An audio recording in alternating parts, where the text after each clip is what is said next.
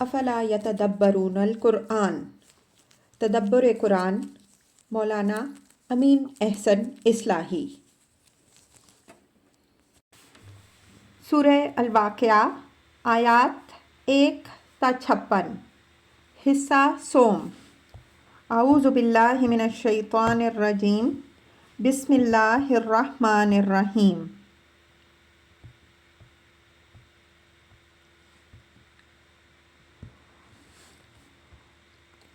وَأَصْحَابُ الشِّمَالِ مَا أَصْحَابُ الشِّمَالِ فِي سَمُومٍ وَحَمِيمٍ وَظِلٍّ مِّن يَحْمُومٍ لَا بَارِدٍ وَلَا كَرِيمٍ۔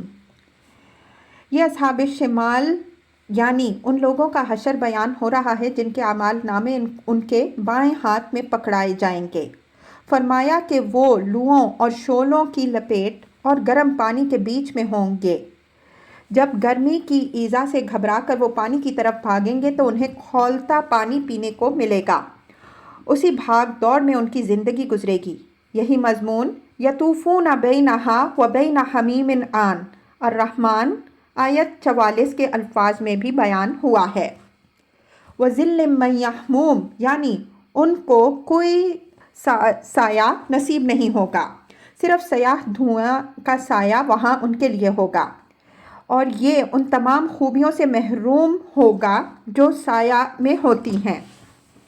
سایہ میں اصل چیز ٹھنڈک ہوتی ہے، لیکن اس دھوئیں کے سایہ میں اذیتیں تو وہ ساری ہوں گی جو دھوئیں کے اندر بھی ہوتی ہیں، لیکن کوئی ٹھنڈک نہیں ہوگی۔ اسی طرح بعض دوسرے فوائد کا امکان بھی اس میں ہو سکتا ہے، مثلاً شعلوں کی لپیٹ سے ذرا اس کے سایہ میں امان نصیب ہو جائے، لیکن یہ چیز بھی اس میں حاصل نہیں ہوگی۔ کریم کے معنی فیض بخش کے ہیں، یعنی اس سایہ میں نہ ٹھنڈک ہوگی نہ کوئی اور فائدہ۔ سورہ مرسلات میں یہی مضمون اس طرح بیان ہوا ہے۔ لا ظلیل ولا یغنی من اللہب، المرسلات آیت 31۔ یہ سایہ دار اور نہ شعلوں سے بچانے والے ہیں۔ انہم کانوا قبل ذالک مترفین وکانوا یصرون علی الحنث العظیم وَكَانُوا يَقُولُونَ أَإِذَا مِتْنَا وَكُنَّا تُرَابًا وَعِظَامًا أَإِنَّا لَمَبْعُوثُونَ أَوْ آبَاؤُنَا الْأَوَّلُونَ۔ یہ ان کے ان بڑے جرائم کی طرف اشارہ ہے جن کے سبب سے وہ اس انجام بد کو پہنچے۔ اسلوب بیان سے معلوم ہوتا ہے کہ گویا وہ دن لوگوں کے سامنے حاضر کر دیا جائے گا اور بتایا جا رہا ہے کہ یہ بدقسمت لوگ اس انجام کو پہنچے تو کیوں پہنچے۔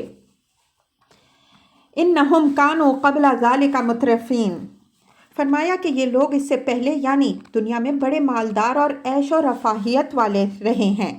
یہ بات ان کے جرم کی حیثیت سے نہیں بیان ہوئی، بلکہ اس سے ان کے ان جرائم کی سنگینی واضح ہو رہی ہے جو آگے بیان ہوئے ہیں۔ مطلب یہ ہے کہ اللہ تعالیٰ نے تو ان کو عیش و آرام اور دولت و ثروت سے نوازا، جس کا حق یہ تھا کہ وہ اس کے شکر گزار اور فرما بردار بندے بنتے، لیکن یہ اس سے استکبار میں مبتلا ہوئے اور سب سے بڑے گناہ پر برابر اصرار کرتے رہے۔ دوسرا مقصد اس پستی و بلندی کو نمایاں کرنا ہے جس کا ذکر قیامت کی صفت کی حیثیت سے ابتدائی سورہ میں خافضۃ الرافعہ کے الفاظ میں ہوا ہے، یعنی دیکھ لو دنیا میں جو لوگ سب سے اونچے اور سربلند رہے وہ یہاں آ کر عذاب الہی کے کس کھڈ میں گرے۔ وَكَانُوا يُصِرُّونَ عَلَى الْحِنثِ الْعَظِيمِ، حنث کے معنی گناہ کے ہیں۔ اس کی صفت یہاں عظیم آئی ہے، جس سے یہ اشارہ نکلتا ہے کہ اس سے مراد شرک ہے۔ شرک فلسفہ دین کے نقطۂ نظر سے بھی سب سے بڑا گناہ ہے، اور قرآن نے بھی اس کو ظلم عظیم سے تعبیر کیا ہے۔ وَكَانُوا يَقُولُونَ أَإِذَا مِتْنَا وَكُنَّا تُرَابًا وَعِظَامًا أَإِنَّا لَمَبْعُوثُونَ أَوْ آبَاؤُنَا الْأَوَّلُونَ۔ یہ ان کے دوسرے بڑے جرم کا ذکر ہے کہ وہ آخرت اور جزا و سزا کے اس بنا پر منکر تھے کہ ان کے نزدیک مر کر سڑ گل جانے کے بعد دوبارہ زندہ کیا جانا ایک بالکل ناممکن بات تھی۔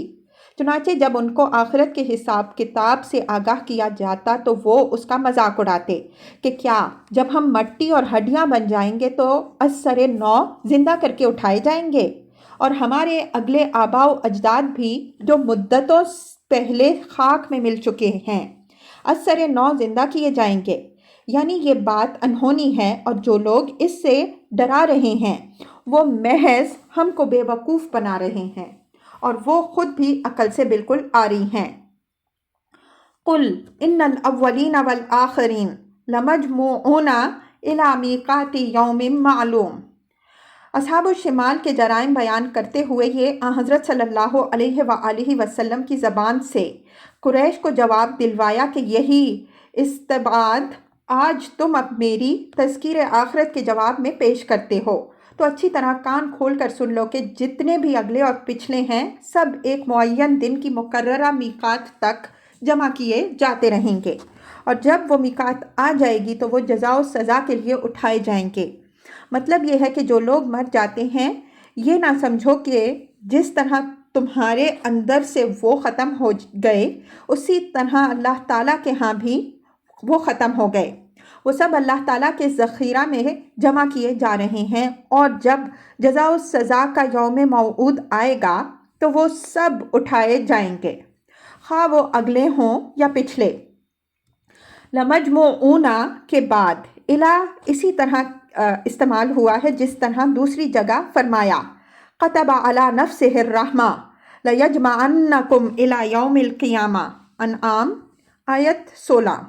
اللہ نے اپنے اوپر رحمت واجب کر لی ہے اور تم کو روز قیامت تک لازماً جمع کرتا رہے گا۔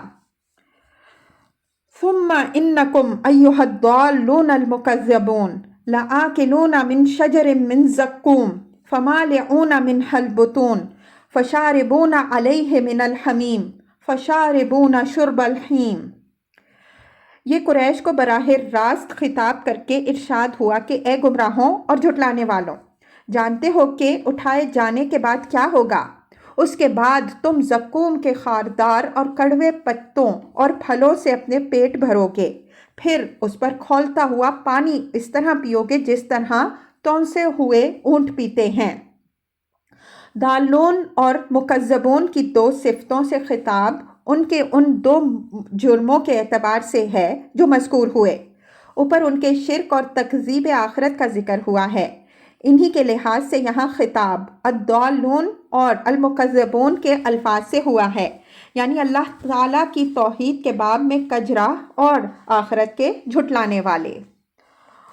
اوپر ان کے مترفین یعنی امراء و اغنیاء اور ارباب تنعم میں سے ہونے کا ذکر ہے، اسی مناسبت سے آخرت میں ان کی غذا طہر ہوگی، وہ اس کے پتوں اور کانٹوں کو چابیں اور اس پر کھولتا پانی پئیں گے۔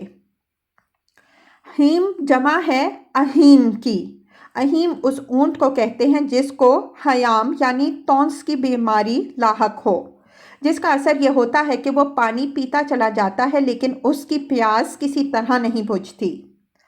ھذا نزلھم یوم الدین۔ نزل جیسا کہ ہم جگہ جگہ وضاحت کرتے آ رہے ہیں اس سامان ضیافت کو کہتے ہیں جو مہمان کے مرکب سے اترنے کے بعد سب سے پہلے اس کے سامنے پیش کیا جاتا ہے۔ مطلب یہ ہے کہ جن کی اولین ضیافت طہر اور گرم پانی سے ہوگی، کون اندازہ کر سکتا ہے کہ بعد میں ان کے سامنے کیا کچھ آئے گا۔